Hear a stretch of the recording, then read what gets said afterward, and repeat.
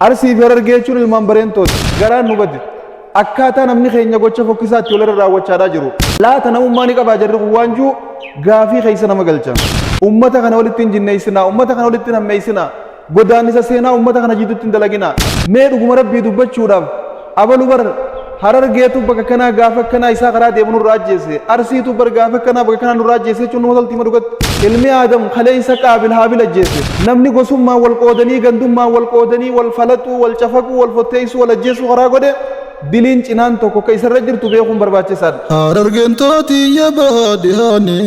adda baaseen gootu gosa gandaani. Ilmaan sikkoo mandoo baalee farsiinis tiyyaa namaan dhiisuu anis qasaani. Jimmaa iluu booranaa fi gujiinis hundi xiyyaa wal taranis hujiini. Hujii biraan baanu hujiin tandiini wallaggaa fi shawaa fi karrayyuunis. Ilmaan abbaa xiyyaatti hundi isaanii rabbi qajeelche haa kennuuf imaani. Ilmaan abbaa xiyyaatti hundi isaanii rabbi qajeelche haa kennuuf imaani.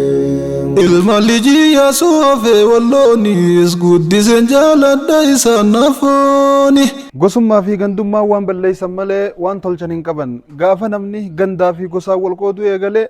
gandummaa fi gosummaan ummata wal gahe addaan baasan, ummata wal tahe wal dhoorkan, ummata humna qabu humna dhoorkan,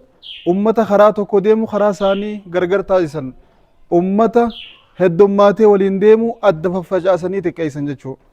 Kanaaf nabiin keenya salawaatu rabbi wasalaamu alayhi hadiisa muslim keessatti da'uuhaa fa'innahaa muntina. Aboo gosummaa dhiisa,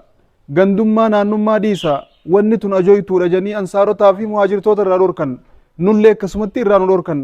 ربي قدام سبحانه وتعالى قرآن إساء غيستي إنا خلقناكم من ذكر وأنثى وجعلناكم شعوبا وقبائل لتعارفوا إن أكرمكم عند الله أتقاكم نتدي رافي دربر رئيس نومني سبا في قوسة تيكو إسن تاسفني أكا والبيتني بخنا إسنقوني ملي أكا إتي والنياتني في متن ونجا ربي سبحانه وتعالى چالميا قوستي تكا قوستا كر چالميا قبدو نانون تكا نانو تكر چالميا قبدو wanni namni wal caalu yoo jiraatte sodaa rabbii qabaachuudhaani inna akramakum indallahi atqaakum namni na biratti akkaan kabajaa qabu jaa rabbiin namni akkaan rabbi bira kabajaa qabu nama rabbi sodaatuudha. Harargeedhaaf arsii irra caalmeen hin jiru, arsiidhaaf caalmeen harargee irratti hin jiru. Akkasuma kutaan takka kutaa takka hin caaltu, tuuntaan hin caaltu. Kutaan Oromiyaa guutuun takka ilmaan abbaa tokkooti. Akka amantiidhaatti amantii takka wajjin qabna. Akka sabaatti ilmaan abbaa tokkooti. Akka amantiitti nama rabbii tokko wajjin gabbaru arsii fi harargeen akka amantiin nama rabbii tokko wajjin gabbaru nama nabiyyicha tokko wajjin amanuudha. Nama quraana tokko walitti qabu nama hadiisaa fi quraanaan hoogganamee shari'a islaamaa irratti buluudha. Gara kaanii yoo deebine ilmaan abbaa tokkooti. Saba tokko wal wallaalee wal afaan deebi'ee gocha fokkotaa gocha ilma namaa irraa hin malle walirra raawwachaadhaa jira. Godaannisa seenaadhaa wal madeessaa jira. Wanni huyyoon dhaabbanne hedduu fokkottuudha rabbi birattis nama birattis waan nu tuqqeessu waan nu salphisuudha. Rabbiin guddaan subhaanahu wa ta'ala tokko taha wa'tasimuu bihablillahi jamii'an walaa tafarraqu. Yoo tokkummaa qabaattan ni jabaattan waan ta'eef haata tokkichummaa rabbii tokkummaan qabadhaan gargar abadan hin baynaa nuun jarabbiin. Funyoo laa ilaaha illallah muhammadun rasuulullah tanamni isiin boru gaaddisa arshii jala taa'u isii san qabadhaa jabeeffadhaa gargar hin baynaa walin dhabinaa walin diiginaa walin ganinaa if dura seetaniif duuban fiiginaa nuun jarabbiin. Gaafa tokkichummaa rabbii irra walii galuu dadhabne gaafa akka sabaatti ilmaan abbaa tokkoo ta'uun keenya waliin ugalchuu dadhabde wanti waliin ugalchaa takkalleen hin jirtu jechuudha. Gargar facaanee walii galuu dadhabuun if duuba deebinee ifii teenyaa wal nyaachuu saree wal nyaattu abadan bineensa nyaattu jenna. Saree walaatu taanee wal faffacaafnee facaanee wal ajjeefnee wal xiqqeessinee wal salphifnee deebinee waliin salphanna. Saree walaatu bineensa nyaattu akkasi. Rabbiin guddaan subhaanahu wa ta'aalaa ولا تنازعوا فتفشلوا وتذهب ريحكم أبو ولن مرمنا ولا فان دچاتني ولن داننا ولا فان ديبتني ولن مرمنا هم ندبدن عزات اسن الرافودما ادويتي سني اسن تفتني تقاتني سلبتن نونجا ارى تكينيا في سلبنا خيز سينرا غدان كينيا تقاته تقان كينيا رحمت ربي غدان كينيا رحمت ربي والقطاني غصا في غندا والقوني خطا في لغا في غارا في لغا والقوني والچره akka nurraa hin malle wal goone aduwwiin nu koblaadhaa jirti. Gaafa nuti wal dhaannu, gaafa nuti wal dhoynu, gaafa nuti wal miinu, gaafa nuti wal hiinu, gaafa nuti wal ajjeefnu namni biraa akkam akka nu godhu asirraa tilmaamuun naman dhibdu ummata wal tahee wal kabajee waliin tokko tahee wal tahee waliin tabbabahu aduwwiilleen sodaatti gaafa ati akka dhabde obboleessa kee namni si bira dhaanuun sodaatu isaanu waliin fedhanii eenyu sodaaf dhiibna jenna isaanu waliin tahanii wal jibbanii hamtuu wali gammadanii kana dhoynee kana gammachiisuu qabna jaan namni siilu tokkolleen hin jiru akki amma nuti keessa jirru akka hedduu nama gaddisiisuudha kaleessa abboonni keenya waa'ee biyyaa irratti tokkoomanii akkami biyya tana rakkoo keessaa baafnaaf jaarraa abbaa gadaa waaqoo guutuu haaji aadam haaji huseen bunee haaji eenyu tokko tahanii waliin biyya tanaaf falmaa turan arra nuti gandarratti gaddeebine akka gandaa wal miidhaa wal hidhaa wal cunqursaa wal miidhaa jirran akka abboonni keenya kaleessa turan akkaataa kaleessa isaan itti yaadaa turanii yaaduu dadhabnaan akka tahuu qabnu gaafa tahuu dadhabne akka hin taane gaddeebinee tahaa jirra akka biyyaa humaa godhuu dadhabnaan akka gandaatti namuu ganda fiirraa akka saree mana fiirraa dutuu eegalee sanjalatti miskiina nyaatee garaan qabne ka jireenya fooyyeeffachuuf biyyarraa bahaa jiru kara qabne akka hin taane gocha fokkotaa fokkisaa irra raawwachaadhaa jirra wanni tun godaannisa seenaati akkuma harma muraa fi harka muraan godaannisa taatee calanqo godaannisa seenaa taatee taa'aa jirtu isiin tunilleen boru godaannisa seenaa taatee taa'uudhaa teessi hadaraa waan kana dhiisaa irraa dhaabbadha ummata nagaa wajjin jiraatu waliin sabummaa isaa jabeeffatee obbolummaa isaa jabeeffatee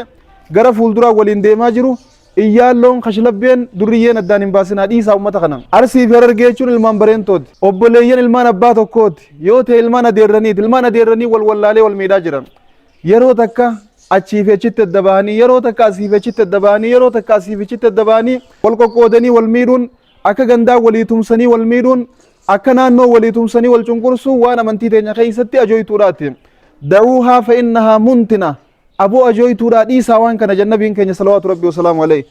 asabiyyummaa kana irraa dhorkan nabiin keenya wanni namni boru milkaa'u rabbi biratti obbolummaa rabbiif jecha wal jaalataniidha malee ta naannummaadhaaf wal jaalatanii walii tumsanii miti ta gandummaadhaaf wal jaalatanii walii tumsanii miti ta sabummaaf wal jaalatanii walii tumsanii miti rabbiif jecha jaalannaan obboleessa kee ka amantii ta'e qabu ka Tigree wajjin boru milkaa'uu dandeessu ka Amaaraa wajjinis boru milkaa'uu dandeessa kamuu wajjin milkaa'uu dandeessa obboleessa irra ganda kiyya naannoo tiyya kutaa tiyya gosa tiyyattee wajjin qabsooytu guyyaa boruu ala khillaahu yawma idin ba'duhum li ba'din aduwwun illa almuttaqiin warri gosummaarra wal deeggaran warri gandummaarra wal deeggaran warri naannummaarra wal deeggaran guyyaa boruu gariin isaanii gariif xilaata wal abaaran siin nu jallise siitu kana nu godhe sii kas na godheedhaan abaarsaan daaraa wal kutan warri rabbi jecha wal jaalatan guyyaa rabbiin subhaanahu wa ta'ala ayna almutahabbuuna fiyya mee warri naa jecha wal jaalatan eeysa jiran juusan gaaddisa arshii jala kunooni jirra janii waliin qubatan udhilluhum tahta dhilli yawma laa dhilla illaa dhilli arra gaaddisa kiyya malee gaaddisni hin jiru gaaddisa kiyyaan kaa jarri kun aduun hin mallee jeen rabbiin gaaddisa kaayyata eenyu warra rabbi jecha wal jaalatanii gandummaa gosummaa naannummaa shanyummaan jidduu jiraachuu malette jechuun wani namni ittiin milkaa'u rabbi jecha wal jaalachuudha obboleessa kee haadha takkaa kan garaa tokko wajjin baatan guyyaa qiyaama dheeysuuf teeysan haadha abbaa irraa dhalattee dheeysuudhaa teeysa ilmoo ifii deeyse dheeysuudhaa teeysa jaartii irra akkana jabeessu tana dheeysuudhaa teeysa rabbiin guddaan subhaanahu wa ta'aalaa quraana keessatti yawma yafirru almar'u min akhiihi wa ummihi wa abiihi wa saahibatihi wa baniihi likulli imri'in minhum yawma idhin sha'nun yughniih nam tokko walitti naajamu arkaa waliin dandeehu obboleeysaa obboleeyti dheeysan ilmi haadha abbaara dheeysa haadha abbaan ilma dheeysan jaarsi jaartii dheeysa jaartiin jaarsa dheeysiti guyyaa qiyaamaadhaan warra arra akka keenyaan maxxanfannee wajjin jiraannu kana hunda guyyaa qiyaamaa wal dheeysuu ni teenya namni wajjin milkooynu yoo jiraate obboleeysa rabbi jecha wal jaalannuun duwwaadha rabbi jecha wal jaalachuun irra isa kutte rabbi jecha wal hidhannee wajjin jiraachuun irra isa kutte rabbi jecha wal qabannee wajjin jiraachuun isa kutte tarabbooma haaftu tanamooma isa kutte arsii fi harargee jechuun ilmaan abbaa tokkooti ilmaan oromtichaati ilmaan bareentumaati isa kutte irra isiin san ilmaan adeeraa wal afaan deebi'ee gocha fokkisaa walirra raawwachaadhaa jiran waan garii miidiyaa gubbaa gaafa garru laaluu dadhabne onneen nu bade garaan nu bade akkaataa namni keenya gocha fokkisaatti walirra raawwachaadhaa jiru akkamit dandee onneetamii garaa kamii dandee gocha akkasii walirratti isaan raawwachiise nama dhiba dubo laata namummaa ni qabaa jarri kun waanjuu gaafii keessa nama galcha rabbii keen sodaadhaa waan kana dhaaba namoonni sababaa taatanii sababaa keessanii wanni kun raawwatamaa jiru rabbi biratti itti gaafatamni keessan guddaa ta'uu beekaa irraa dhaabbadha ilmi aadam kaleessa qaabil haabil ajjeese dilii warra arra wal ajjeesanii cinaan tokko isarra jirti dubo namni dura du'a karaa godhe ilma aadami osoo rabbiin udachi gabbuuse ilma namaan ajjeesin isaatu obboleessaa ajjeese hinaaffaadhaaf jecha gaafanni obboleessaa ajjeesu dilli irra Gazzaa keessaa dhumu jiru kun ka Suuriyaa dhumaa ture sun ka biyya teenya dhumaa jiru kun namni wal fixaa jiru kun guutuun diliin cinaan tokko eenyurra jirti ilma Adam sanirra jirti jechuudha. li'annahu awwalu man sanna alqatla janiin isaatu dura nama du'a karaa godheeti namni gosummaa wal qoodanii gandummaa wal qoodanii wal falaxuu wal cafaquu wal fotteessuu wal ajjeesuu karaa godhe diliin cinaan tokko ka isarra jirtu beekuun barbaachisaadha maaliif jennaan isaatu dura nama waan kana karaa godhee ta'e argame jechuudha. ummata kaleessa nagaa wajjin jiraatu ummata kaleessa nagaa wal keessa bobbahee jiraatu ummata kaleessa wajjin nyaatee wajjin dhugee taqabu adda qooddatee waliin jiraachaa ture arraan tana wal afaan garagalchanii Arsii fi Harargeetti daaraa wal kuchisiisaa jiran itti gaafatamni rabbii keessan eeggatu waan kana irratti akkaan jabaadha hadiraa rabbii waan kana dafaa dhaabsisaa ummata kana walitti hin jinneessinaa ummata kana walitti hin hammeessinaa godaannisa seenaa ummata kana jidduutti hin dalaginaa mee dhuguma rabbii dubbachuudhaaf abalu bar Harargeetu bakka kanaa gaafa kanaa isaa karaa deemu nurraa ajjeese Arsiitu bar gaafa kanaa bakka kanaa nurraa ajjeese jechuun nama toltima dhugatti ni toltima dhuguma rabbiitti wallaahi wanni kana fokkottuudhaan jirtu rabbii keen sodaadhaa saree walaatu bineensanaatu nuti ilmaan abbaa tokkooti amantii takka walii qabna waan takka wajji yaanna waan takka wajji qabna miidhamnu wajji miidhamna harkannu wajji harkanna cabnu wajji cabna kaanu wajji kaana wanni nuti qabnu takkallee gaddaa fi gammachuun taaddaan baatu hin jirtu gaddaa gammachuu wajjiin qabna an gaddu wajji gaddina gammadu wajji gammanna ati gammaddu si wajjiin gammada gadditu si wajjiin gadda ummata gaddaa fi gammachuu wajjiin qabu nuti ummata wal miidhuun malee miti ummata wal hidhuun malee miti ummata wal ajjeesuu fi wal ajeeysuu wal xureeysuu fi wal qaaneeysuu malee miti rabbii keenya haa sodaannu waan kanarraa haa deebinu abboota keenya kaleeysa waan isaan qabsaa turaniif san yoo akka isaaniillee tahuu dadhabne gad deebinee seenaa isaanii balleeysuu hin qabnu seenaa jaarraa abbaa gadaa balleeysuu hin qabnu ijoolleen Harargee seenaa waaqoo guutuu ijoolleen Arsii balleeysuu hin qabdan abboonni keenya san kaleeysa maal keeysa turan maaliif qabsaawaa turan gandummaaf lolaa turan moo biyyummaaf lolaa turan waan juuf gaafachuun barbaachisaadha ganda bilisoomsuuf moo biyya bilisoomsuuf nu kanarraa baabuusuuf ka isaan qabsaawaa turaniif nu kana bilisummaa dhaalchisuuf ka isaan qabsaawaa turaniif akka nuti irra deebinee wal gabroomsinuuf miti akka nuti irra gabroomnuuf miti ka isaan qabsaawaa turaniif rabbii keen sodaadha waan kana keessaa baha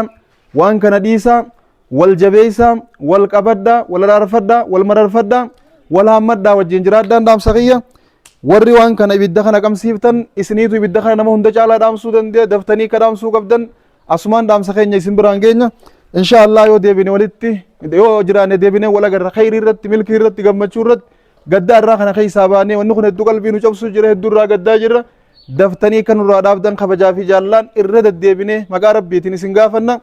hadaraa wanni kun irraa haa dhaabbatu Arsiinis teenya Jimmaas teenya Iluu teenya Wallagga teenya Walloo teenya Gujiin teenya Booranni keenya Baalee Arsiin teenya Shawaan teenya Harargeen teenya hundinuu keenya nuti ilmaan abbaa tokkooti wal nyaachuun hin malle wajji nyaachuun malle malee